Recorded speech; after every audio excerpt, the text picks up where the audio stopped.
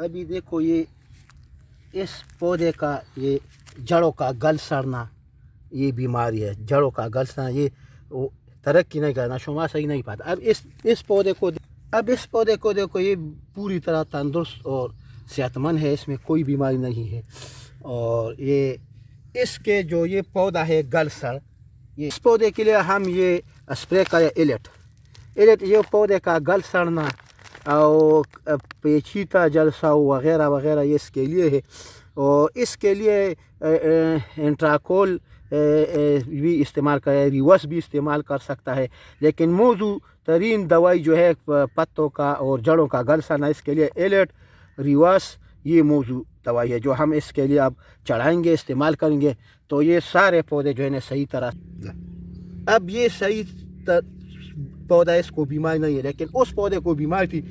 जब ये दवाई हम चढ़ाएंगे तो ये सारे पौधे इसी तरह, इससे अच्छे बेहतर नशों पर सही तरह से सेहतमंद हो जाएंगे इंशाल्लाह।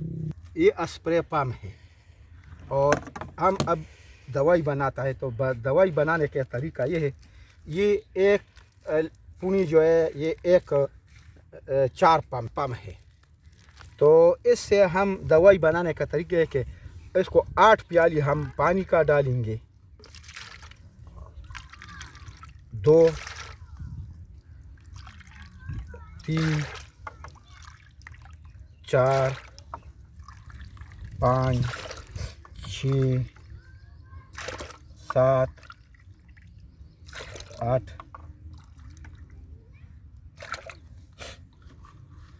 तो इसको हम पूरा भुजिया में इसमें डालेंगे।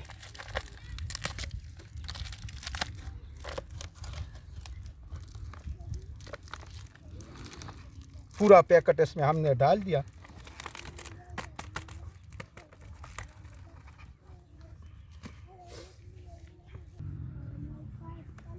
अब इसका अच्छी तरह से महलू बना, एक लकड़ी से इसको इस तरह से पूरी तरह मिला ले, ताकि इसके जो केमिकल है ये सही तरह से हल हो जाए।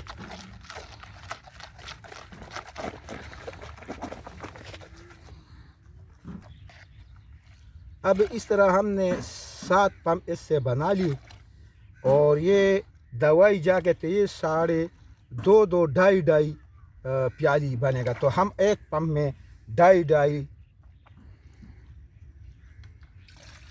प्याली डालेंगे और ये एक आधा प्याली। देखो अब ये पंप इस तरीके से 4 पंप बनेंगे। ये एक दफ़ा पर हमने इसलिए बनाया कि पूरे चारों पंप में एक जैसा दवाई, एक जैसा केमिकल शामिल हो जाए। अब इस पंप में हम इसको इस तरह से डालेंगे। इस पे ये कपड़ा भी लगाया ताकि इसमें कोई गंद गुबार या ना, या फिर पंप की जो ये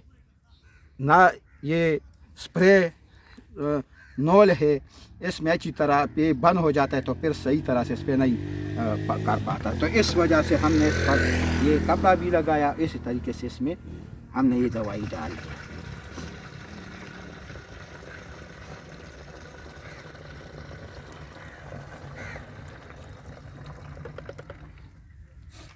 भरा देता है, पानी से भर लेता है।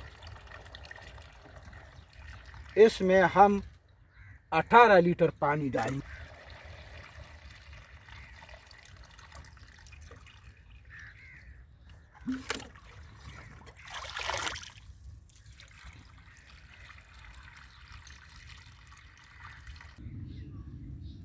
अब इस दवाई को दूसरे पंप बनाने तक महफूज करें और इसको इस तरह से ये कपड़ा इस तरह गोल करके ये सर इस पे